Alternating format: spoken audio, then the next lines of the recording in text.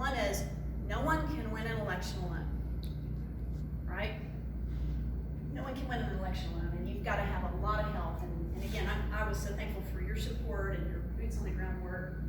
But the other thing I learned is that 4-year terms are way better than 2-year terms. And so, you know, and actually, now I remember who I was just talking to someone about this. Oh, we were talking.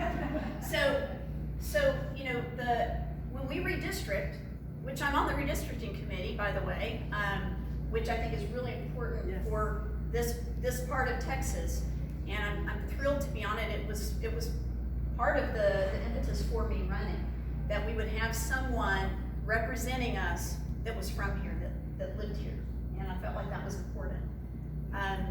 But you know, the Senate has 4-year terms, but every 10 years we redistrict. Well, I was a math teacher. One of the things I also know is that 4 doesn't go evenly into 10, right? There's a remainder. So anyway, the way the legislature deals with that is at the beginning in the Senate, the members all draw, and you know there are 31 members, and I forget which is 15 and which is 16, but basically half of them draw a 2-year term on the front end, and then the rest of those senators have a 4-year term on the front end. And what that means is if you get the 4-year term on the front end, that seat at the end has a 2-year term. Okay, so the seat that I'm occupying had the 2-year term on the front end, and then 2 4-year terms. And I don't know if you know who drew the 2-year short term on the front end, but was my husband.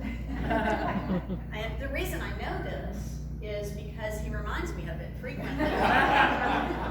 And he says, "You're welcome." You know? And I'm like, "Thank you, dear. I appreciate that. Thanks for drawing the short straw so I could get a 4-year term on the backside." But you know, I became a teacher because I wanted to make a difference. And you know, I think now as a legislator, as a state senator in particular, to me it's really the same mission with just a different platform. And you know, I had the opportunity to serve on 4 committees. Education, which was the one that I felt pretty confident. You know, you put in your request to the lieutenant governor, but the lieutenant governor appoints those. And I felt like that was the one I had a really good shot at getting. Of course, having been an educator, and really, Jane Nelson was also a teacher many years ago, but it's been 2 decades since we've elected a senator with an education background. But Jane Nelson, and then also Florence Shapiro, who also was from Senate District 8. So I felt fairly confident I'd be on education, but I got great other committee assignments. One, of course, was the Property Tax Committee, which was a newly created committee. We created that for this session. That's not a standing committee. But it was, as you saw, a very narrowly focused session on education and property tax. So I got to really be in the thick of it as a freshman senator. And on top of that, I was appointed to serve as vice chair of the Property Tax Committee. I also served on business, commerce, and then natural resources. But you know, when I went to my very first property tax hearing, again as vice chair, the first time we met, and I will add, that was the very first committee hearing I had ever attended as a human being, okay? And I don't know, maybe you guys have gone down and gone to committees and been involved in hearings, but that was my very first time to set foot in a committee hearing, and I was chairing the committee because the author of the bill, SB2, the Big Property Tax Relief and Reform Act, was Paul Betancourt, who was the chairman of the committee. But you can't lay out your bill and chair the committee. And so he said, "Oh, by the way, in a couple of days when we have our first hearing, you'll be chairing the committee." And I said, "All right, I'm an adaptable and flexible person. That's why I'm here, ready to serve." So, of course, they coached me up on what that means. And basically, it's just the parliamentary procedure, and it's pretty scripted. You're really just managing the witness process and everything. But I will remember rest of my life. Because we started, 8 o'clock in the morning, we went to 11 o'clock at night, and we listened to hundreds of Texans who drove to Austin on their own dime from all over the state to speak for 2 minutes and contribute their thoughts about how rising property taxes were affecting them and what their ideas were on how we correct this, how we make it better, how we adjust this, how we fix it. All kinds of people from all over Texas. I mean, all day long. Carol Maxwell, some of you may know Carol Maxwell, who had his 90th birthday this year, was at this hearing. He didn't testify until 9 o'clock at night. And I mean, that sort of commitment to the process. And then when we finished, after everyone had testified, the following week we came back together again in a public committee hearing, and we offered, it was somewhere between 12 and 14 amendments that were based on that testimony.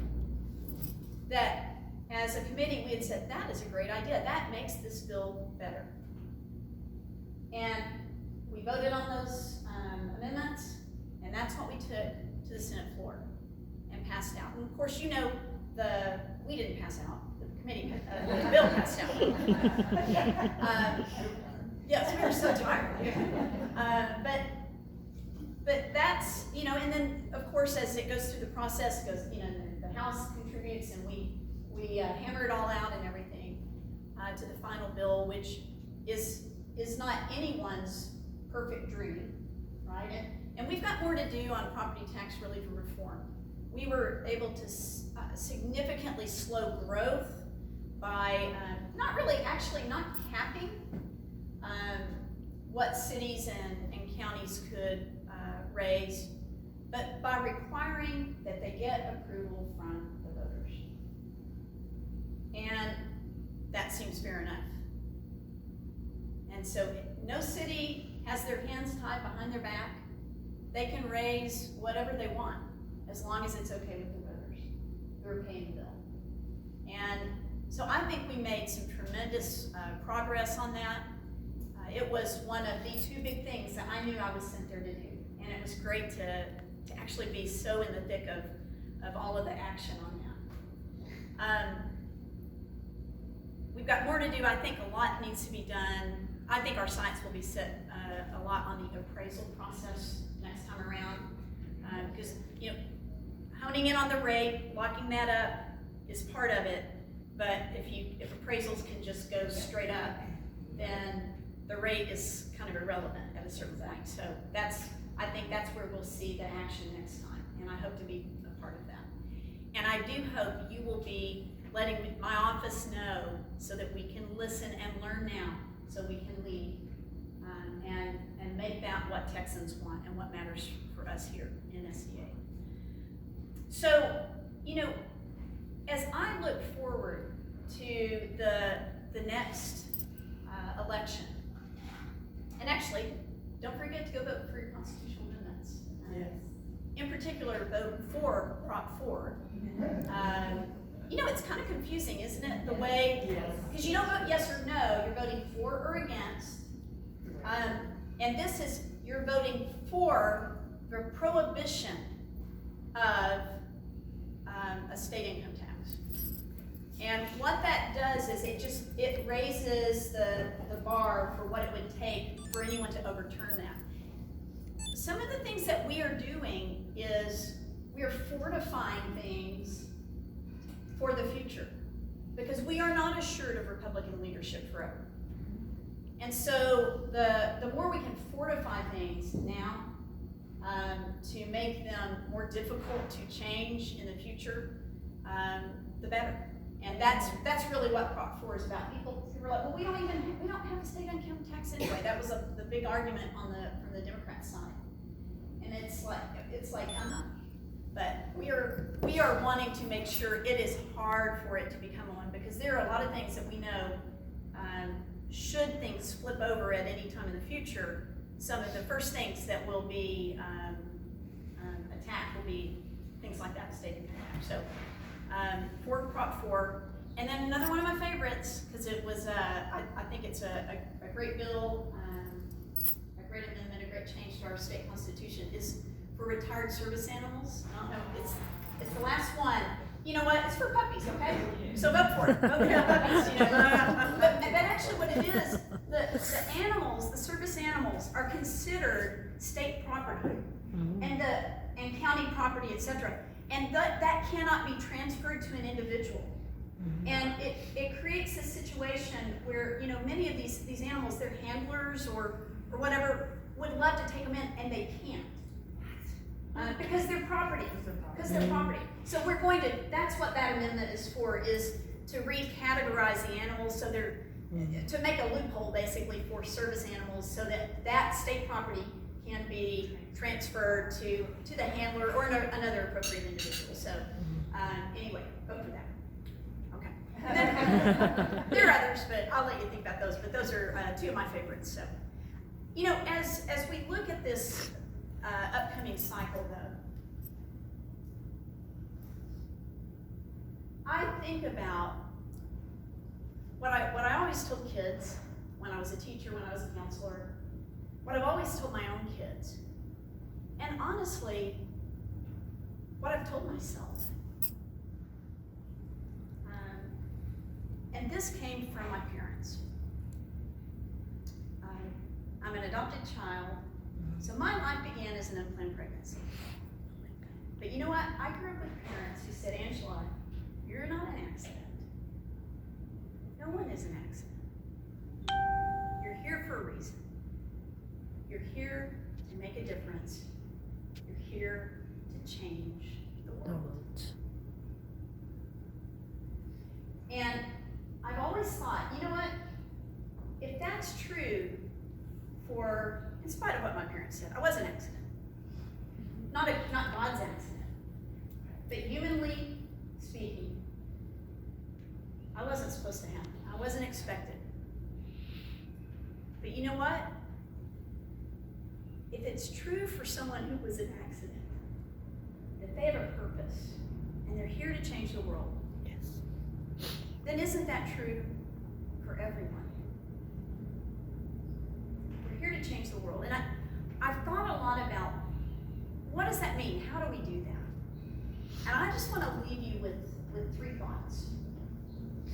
I think we change the world by doing three things. Being who we are, being where we are, and being all we are. Being who we are, where we are, and all we are. And I'd like you to think about that in terms of how you engage in your daily relationships, activities, tasks,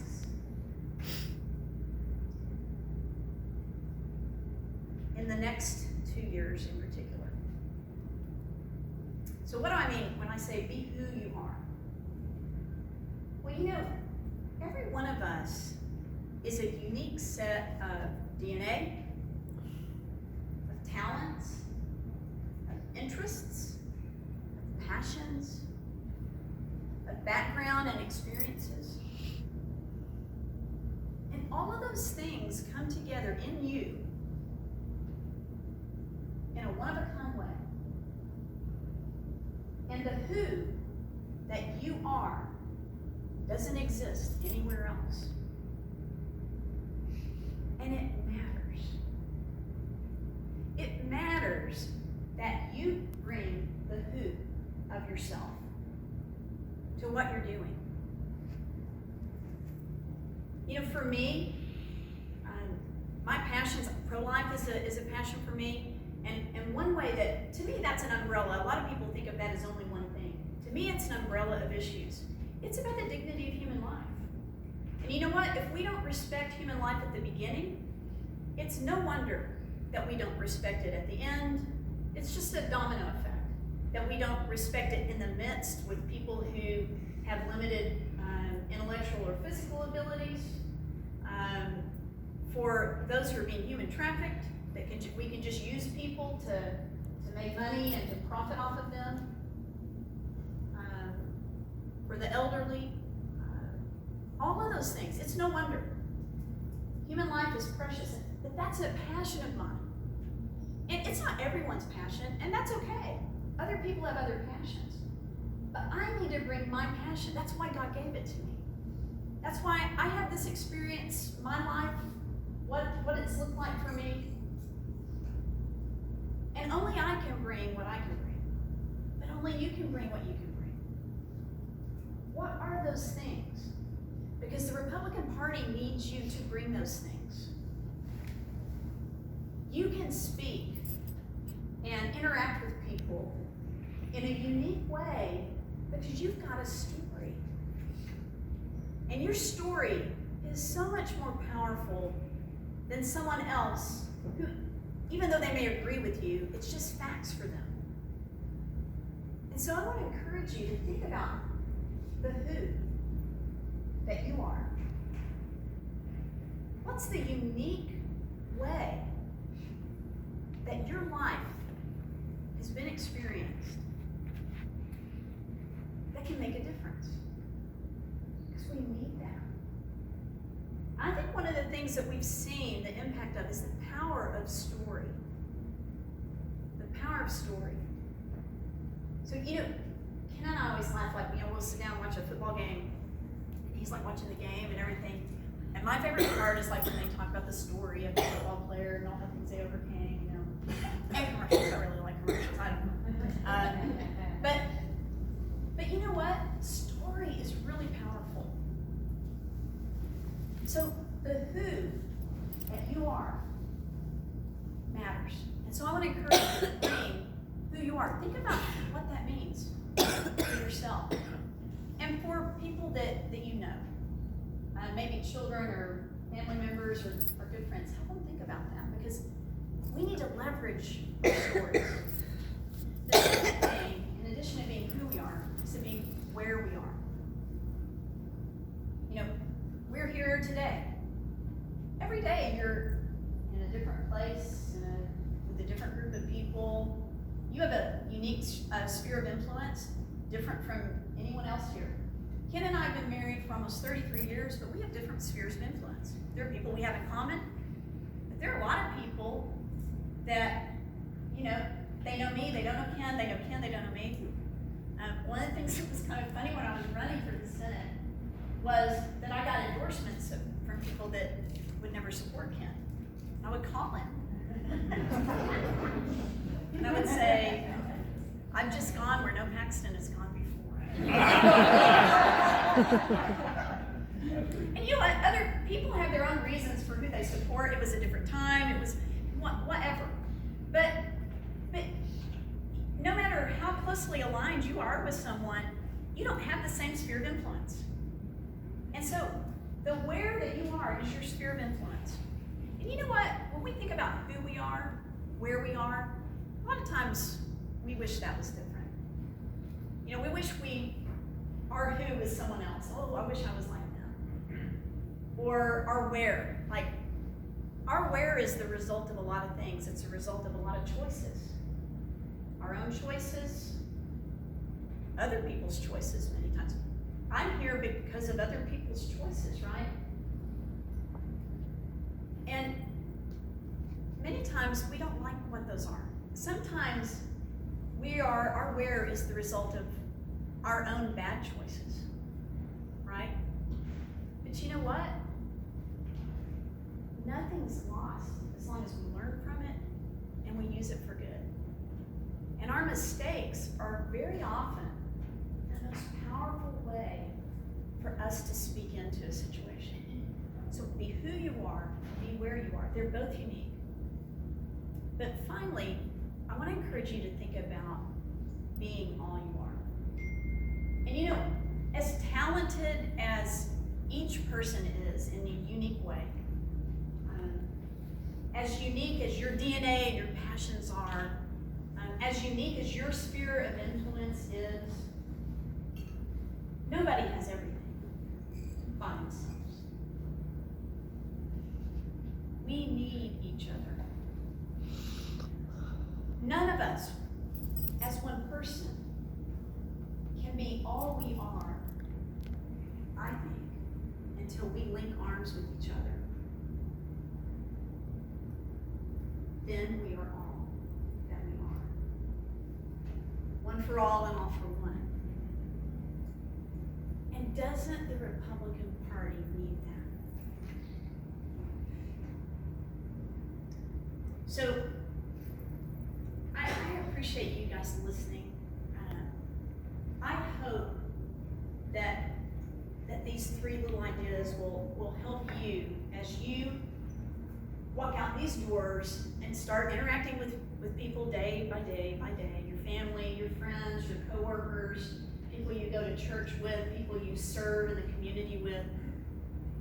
Be who you are. Embrace that. And think about, what is it that you uniquely bring? Because you do. We are so more likely to be inclined to not like who we are than to be happy with who we are. You know what? Nobody's perfect. It's okay. But be who you are. Let that shine. And be where you are. You work there. You know those people. This is your family. This is your neighborhood. Be there. And finally, you weren't meant to do it alone. Be all you are by linking arms with each other. I'm looking forward to doing that with all of you. I know. In fact, I was talking to the owner here. Is he still? Rick.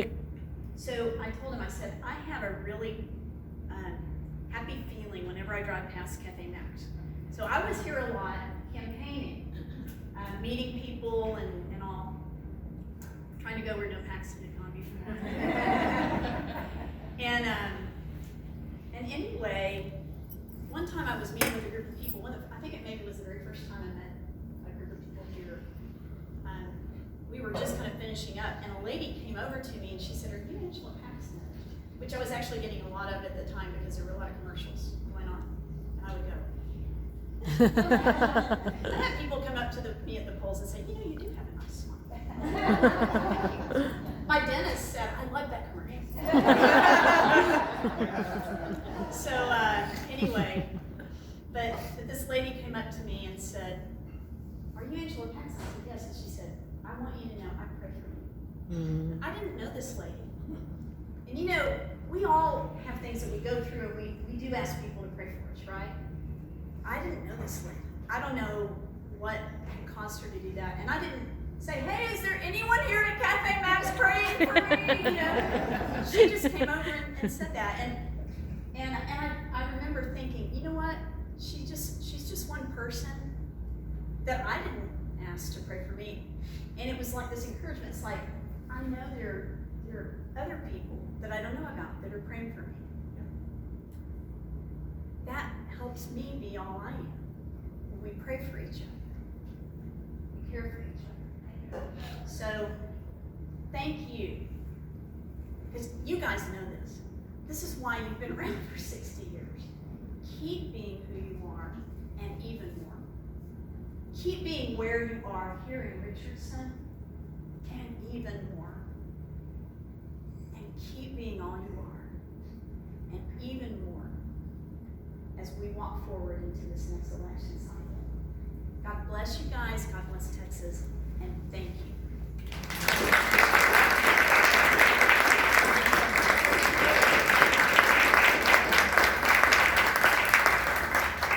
She said, "I have something for you." I was hoping they're the boots. The right one, actually. These are some of the cake balls. That, Oh my gosh. Okay, I don't know if y'all saw these up here. They're also in the auction. They're little elephant cake balls. You know what? I noticed them, and I was actually thinking you should probably, before whoever walks off with them, you should probably count them again, because I was wondering if people are like, Thank you so much. Thank you. Thank you all. Such a wonderful message.